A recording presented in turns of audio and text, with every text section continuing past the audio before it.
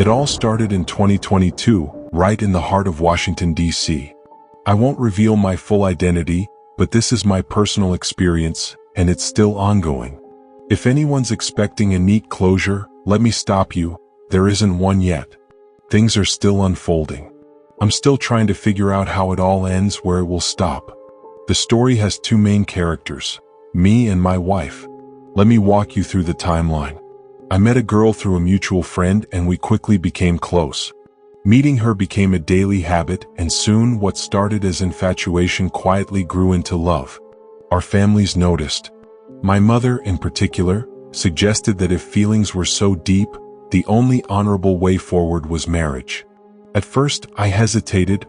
My mother is traditional, she doesn't encourage casual relationships. But when she spoke, it felt right. When I approached her about it, she seemed as if she had been waiting for me to make the move. Soon, both families met informally for lunch. My wife's mother, her older brother, and a few relatives joined, and it went smoothly. Everything happened quickly, almost too smoothly.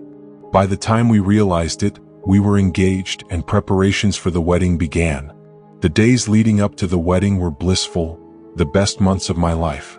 Our love felt effortless, and the excitement of our upcoming nuptials filled every corner of our lives. Even the smallest things, like keeping 2 lovebirds in my room, added charm to our home. But the first sign that something wasn't right came subtly. On the morning of the wedding, I found one of our lovebirds dead in its cage. Its neck was broken. No cats, no intruders, nothing could explain it. It shook me deeply, yet the wedding went on as planned. Life moved forward. We set up our first home together, a small apartment near Georgetown. We carefully decorated it, cleaning every corner ourselves, sharing the joy of creating a home. The chemistry between us was undeniable. Every shared smile, every task, every chore was filled with love. The world outside seemed irrelevant. But beneath the surface, subtle disturbances began. Minor incidents, things moving slightly, strange noises, were easy to dismiss at first. But the tension grew slowly, a shadow lurking behind the happiness. After we moved into our Georgetown apartment, things started getting strange. At first, it was small, just little noises at night, the feeling that someone was watching. I would hear breathing, soft footsteps when my wife was sleeping. At first, I laughed it off. Maybe the old pipes, maybe the neighbors. But then it escalated. One night, while my wife was sleeping, I distinctly heard snoring, but it wasn't her. I got closer and realized the sound was coming from somewhere in the room, not her body. My mind raced. I tried to dismiss it, thinking it was stress, but deep down I knew something was wrong. Little incidents kept piling up. Dishes would fall from the kitchen table on their own. The lights in the kitchen would flicker. Sometimes the gas stove would turn on by itself, even though all windows were closed. It was like the apartment had its own mind. At the same time, our personal struggles intensified. My wife and I began having extreme arguments, yelling, throwing things, doors slamming, over issues so small we couldn't even remember them later. Yet every time after the storm, we'd make up, only to have the cycle repeat. Then came the health problems. My wife became pregnant, and initially, everything seemed normal. But complications arose. The baby's heartbeat would fluctuate unpredictably, doctors were baffled, and my wife's health started declining intermittently. Each medical visit added anxiety. At one point, they decided to induce the delivery early because the baby's heart wasn't stabilizing. It was terrifying. Even my own health started deteriorating. A strange physical condition developed. Even a drop of water would trigger an urgent need to rush to the bathroom, disrupting my work and daily life. Multiple specialists and treatments didn't help. It felt as if something, some unseen force, was deliberately testing us. Meanwhile, my wife couldn't hold a job for more than 3 months at a time. Every position she took, she was let go or laid off. The financial and emotional strain was overwhelming. We were 2 young professionals trying to build a life, yet every step forward was met with inexplicable obstacles. Despite everything, we persevered. We continued to care for each other and for our daughter. But the apartment, the environment itself, felt toxic.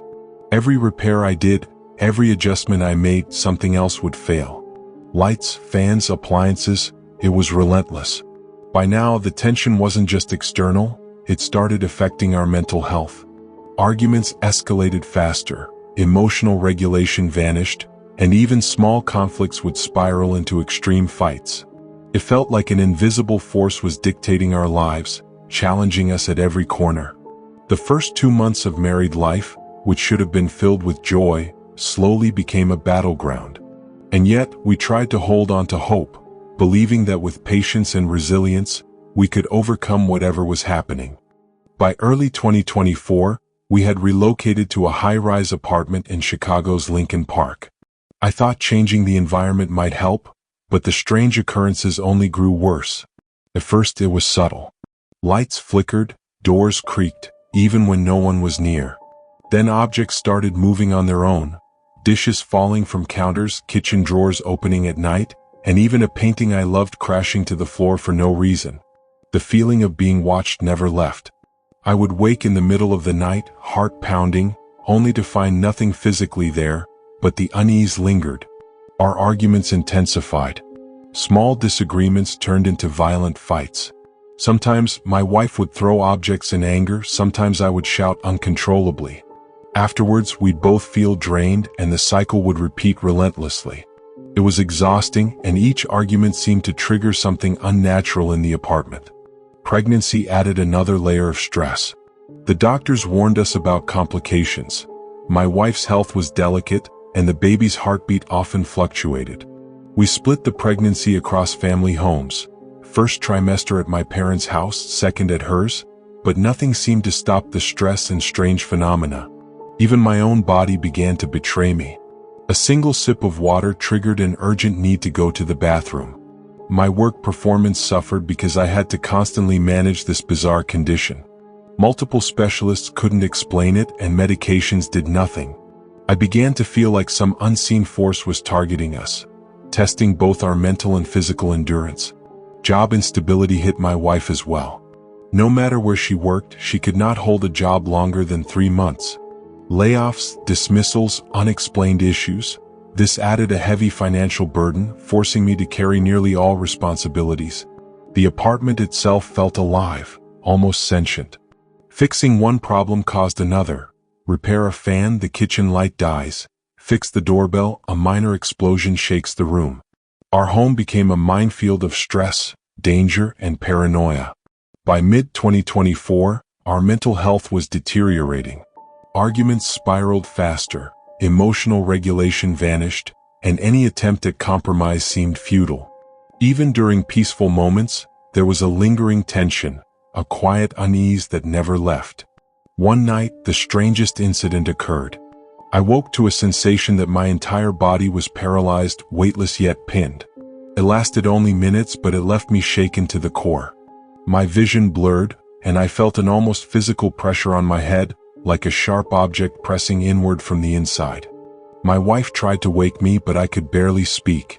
This was the first unmistakable sign that something beyond the ordinary was affecting us. Despite everything, we clung to hope. We loved each other deeply, and our daughter gave us purpose. Yet, the city, the apartment, the pressures, all seemed to amplify the paranormal interference. Every day was a battle, every night a trial, and the line between reality and something unexplainable was thinning. By late 2024, we had moved again, this time to a small apartment in Brooklyn, New York. I hoped the change of city, the chaos of urban life, might dull the strange occurrences, but it didn't. The phenomena continued, but now intertwined with relentless city stress. Honking cars, sirens, neighbors yelling, everything amplified our paranoia. Objects moved. Doors slammed. Lights flickered. My wife and I argued almost daily, often over trivial things, but the fights escalated quickly, fueled by exhaustion and fear. Our daughter became a silent witness to the chaos. I feared for her mental well-being. My wife, exhausted by pregnancy complications, job instability, and the ongoing supernatural stress, began withdrawing. She left for her parents' home for a month at a time, leaving me alone with the bizarre occurrences and my own unraveling mental health. Financial strain compounded the tension. Jobs that were meant to provide stability became another battlefield. My wife was repeatedly laid off or forced to leave, despite her competence. Every time I scrambled to keep everything afloat, rent, bills, and medical expenses, all while the apartment seemed to conspire against us. By November, the situation hit its breaking point. Arguments turned into silence. Silence turned into avoidance. Attempts to talk ended in frustration and anger. Even when we were physically in the same space, it felt like we were living in separate worlds, haunted not just by the unexplained phenomena but by the emotional debris of months of trauma. Eventually, legal action became unavoidable. Her father called mine, and unexpectedly, we were informed they had filed for divorce. The news hit me like a physical blow. I realized the supernatural events, city stress, and personal strain had all converged to tear apart the life we had painstakingly built. The divorce proceedings were drawn out, filled with tension and bitterness. Every phone call, every exchange felt like walking on a minefield. Communication broke down completely. Any attempt to reason was met with anger, misinterpretation, or silence. By the time it was finalized in December 2024, we had spent roughly 2 to 3 months in complete estrangement, barely speaking, and barely existing together in the same city. New York, with all its vibrancy and energy, had become a trap, a pressure cooker of noise, stress, and unresolved fear. Every corner of the city reminded me of our collapse. Streets we walked together, parks where we laughed, apartments that failed to protect us. It was as if the city itself was a silent witness to our undoing. By the end, the divorce wasn't just the end of our marriage, it was the breaking point of my mental and emotional endurance.